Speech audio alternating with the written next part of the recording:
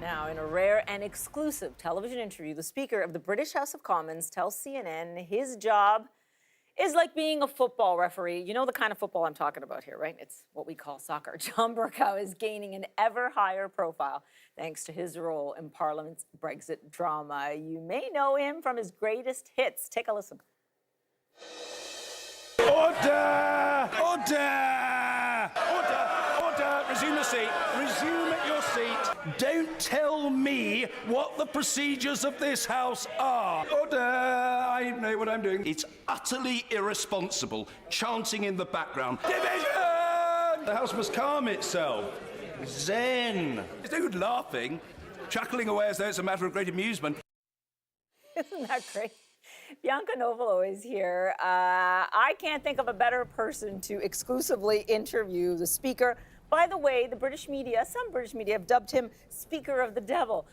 Bianca, please explain, because some people have called him either the greatest defender of democracy or someone who undermines it.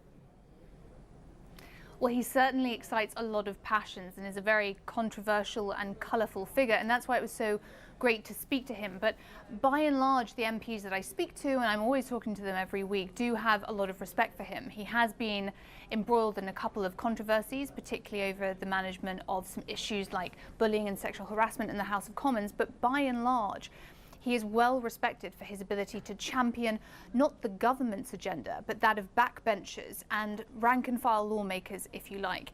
And he has been successful at that. And Paula, that's part of the reason that the Brexit debate is so shaped by him. Because Theresa May doesn't have a firm grip on Parliament, because she has a minority government, it means that when the Speaker selects ideas and stances from other members of Parliament, they take greater precedence. So we now hear so many voices on the Brexit debate, and it's at a very confusing place, partly because of his championing of those backbenchers and members of Parliament who aren't in government.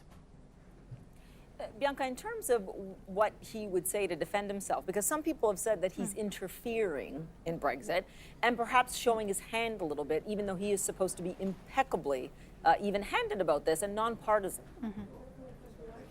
So I spoke to him about how important it is for the Speaker to be an impartial figure, and I asked him, was it difficult to transition from being a member of Parliament, which is obviously a political animal, to the Speaker, which has to be impartial? And he said no, because it's simply the duty of the Speaker to do that. He also said that if he was truly impartial, it would be picked up constantly on social media. And in terms of the claims and accusations that have been made against him that he's being partial in the Brexit debate, he says no, he's simply doing his job by representing the widest spectrum of opinions. And also, when I spoke to him about how he decides what amendments to select and which way to move forward with the Brexit debate, he said he looks at which suggestions have the most support in Parliament and which suggestions are coming not just from one side of the House of Commons, but from cross parties. So he has a mental checklist, if you like, of considerations that he goes through.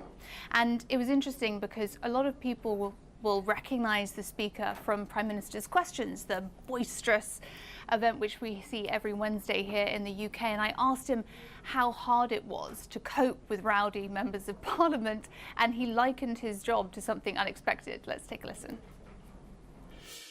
I'm a regular at my club with my son. I'm a season ticket holder at Arsenal. There are 60,000 people in the crowd, and there are virtually 60,000 people who think they know better than the referee. And the referee's just got to do his job as he thinks fit. And in a sense, perhaps the Speaker is in a not altogether dissimilar position. What was very clear to me, Paula, is that the Speaker isn't bothered by inconveniencing the government or, quote, moaning ministers. He sees his job as to champion democracy, and that was clear to me that he was hugely passionate about the role of Parliament and trying to increase its authority, especially in such turbulent times. Yeah, it was funny to me, Bianca, that in trying to impugn his impartiality, they pointed to the fact that there was a bumper sticker at his home that said bollocks to Brexit. I can only assume, Bianca, that he is in favor of free speech at his own home the way he is in the House of Parliament, because he says the bumper sticker belongs to his wife. Bianca, thanks so much for the interview, and we will wait to hear more from that very exclusive interview with the Speaker. Appreciate it.